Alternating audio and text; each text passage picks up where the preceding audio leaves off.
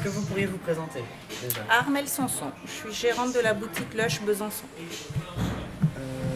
D'accord, merci. Moi ça va être court Oui, et oui, paf oui. paf hein. Donc, depuis combien de temps vous exercez? Ouh. Parce que Lush. à Lush à Besançon ça va faire 4 ans. D'accord, Donc on est dans notre 4e année. d'accord. Donc, en quoi consiste le rôle de gérant? Gérante, je gère une entreprise déjà, parce qu'en Oui. fait je suis en franchise. Ça va qu'on est 3 franchisés en France. D'accord. En réalité, les autres appartiennent au groupe, mais en France, on est 3. Donc, je gère, je fais tout. Hein. Je gère mes équipes, je recrute, je vends, je commande. Enfin, je D'accord. gère une entreprise. Qu'est-ce qui vous a orienté vers la profession en fait? Lush ou la profession en général? Lush, plutôt Lush. Alors, qu'est-ce qui m'a orientée vers Lush? C'est l'éthique, en fait, la marque. Ouais. C'est-à-dire que moi, j'ai beaucoup travaillé en cosmétique et j'ai cherché pendant 20 ans une marque qui respectait entre ce qu'elle dit, ce qu'elle prône et ce qu'elle D'accord. fait réellement derrière. Et Lush le respecte réellement. Bah justement, donc on y vient. Quel est donc l'argument de vente plutôt principal par rapport à l'éthique et... Non testé sur les animaux, Ouais, 100% végétarien. d'accord. Bon, voilà. Le public cible, mais du coup ça se retrouve. Public cible, on peut pas dire qu'on a un public cible, ça va des enfants à la petite mamie qui va venir chercher son savon. Mais après, on est quand même beaucoup sur une tranche d'âge, on va dire 25-45 ans. Quand on commence à avoir un peu de sous, quand même, on peut aussi s'acheter des crèmes. Avant, on s'achète des boules de bain. D'accord. Non, sinon, on n'a pas de cible centrale. Oui, d'accord. Quelle est la formation que vous avez suivie? Chez Lush, Non, en général pour accéder à Lush. alors moi j'ai un BTS d'esthétique cosmétique, donc je suis déjà complètement dedans. Et puis après, j'ai un autre métier à côté, je suis socio-esthéticienne, je suis conseillère en image, je suis coach, donc je fais encore plein d'autres choses en fait. D'accord. Alors, quels sont plutôt les côtés négatifs et positifs du métier? Côté négatif et côté positif. Anne-Claire, qu'est-ce qu'il y a de négatif dans notre métier? Non, je sais pas. Plutôt du positif. Oui, ce côté négatif, je sais pas. On doit être tout le temps en pleine forme, mais bon, c'est pas négatif, au contraire. Ouais. On doit toujours vous sourire, même quand on n'a pas envie. Ouais, d'accord. Non, mais moi, je le vis pas comme quelque chose de négatif. Les horaires, on finit tard. Ah, peut-être. Le commerce, les horaires du commerce en général, mais après, c'est compensé par le contact client. Donc, vous savez, Ouais. quand on y est, c'est qu'on l'a choisi. Hein, sinon, on n'y reste pas. Et donc les côtés positifs? Côté positif, ça bouge tout le temps chez Lush. On a toujours des nouveaux produits, on a toujours du changement.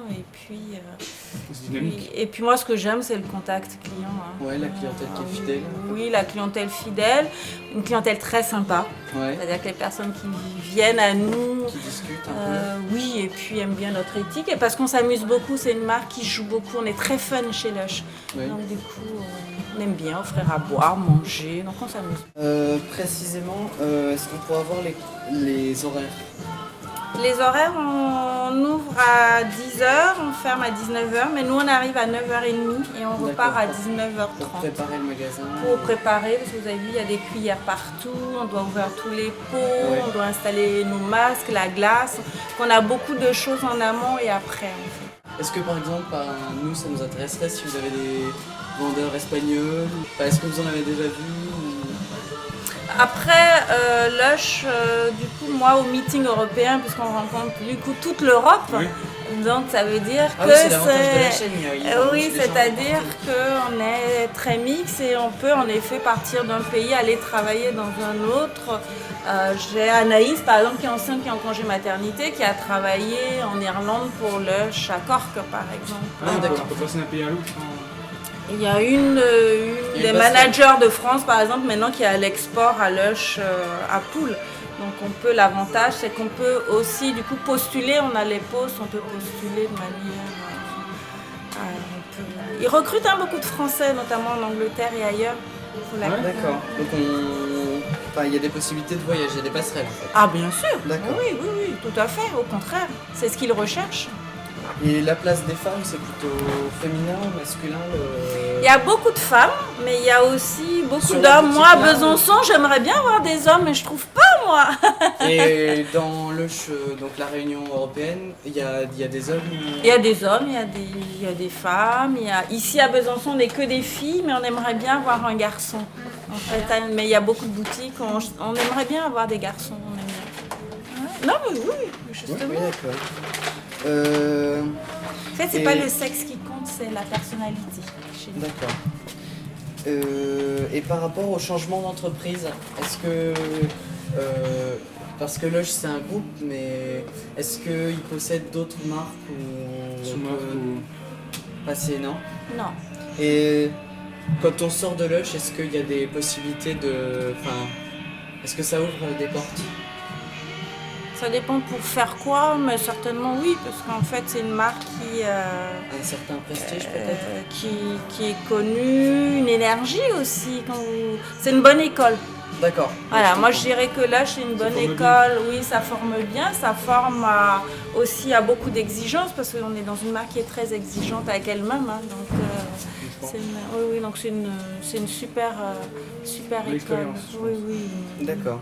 Enfin, je sais pas, il faut demander ça aux filles. Moi, c'est comme j'ai travaillé moi beaucoup pour d'autres marques que je connais, mais après c'est plus à l'équipe. Mais j'ai remarqué que les filles qui ont travaillé ici et qui ont sur leur CV Lush trouvent plus facilement du travail ailleurs. Le fait d'avoir Lush en fait de marque. Et enfin, les engagements avec l'environnement de la marque. On solidifie pour avoir le moins d'emballage plastique possible. Quand vous nous rapportez 5 pots vides, on vous offre un masque frais. Mais nous, ils repartent en Angleterre pour être recyclés. D'accord. Des pots comme... Vous voyez les pots noirs là?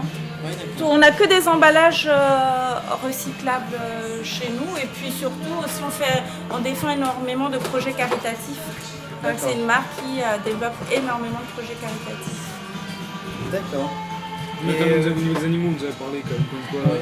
Non, Ouais, c'est les animaux, mais vous avez vu, c'est sans huile de palme, donc il y a aussi tout sur la déforestation. Là, je travaille dans beaucoup de petits villages avec des populations pour essayer de développer des projets dans les villages. Est-ce que vous avez vu la fabrication du savon, en fait, concrètement? Alors, on l'a vu et quand on va en meeting, on fabrique, on crée nous-mêmes notre savon, on crée des produits qu'on ramène nous-mêmes en fait. D'accord. Nos propres produits qu'on ramène. D'accord. Et donc du coup, ça amène une autre question. Est-ce que la façon de fabriquer le savon était la même avant en fait? Est-ce qu'il y a eu une évolution dans les techniques de fabrication? J'irai certainement avec la technologie et les matières premières. On va dire que les matières premières évoluent. Sur de nouveaux produits, je pense que les matières doivent varier en fonction des produits que vous C'est-à-dire que proposez. maintenant on peut faire des choses très chouettes, c'est de regarder nos savons. Lush arrive à faire, ils arrivent à créer du savon. Là c'est déjà du savon qu'on arrive à remouler en recoulant, en tenant compte des températures des produits. Par exemple, C'est du savon dans du savon?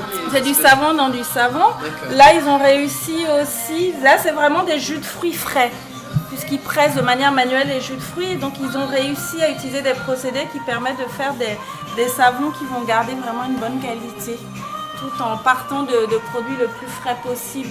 Donc forcément on va dire que ça a évolué parce que la technique N'était pas la même avant. Et ça reste quand même permet. assez traditionnel avec pas mal de temps et de produits par savon.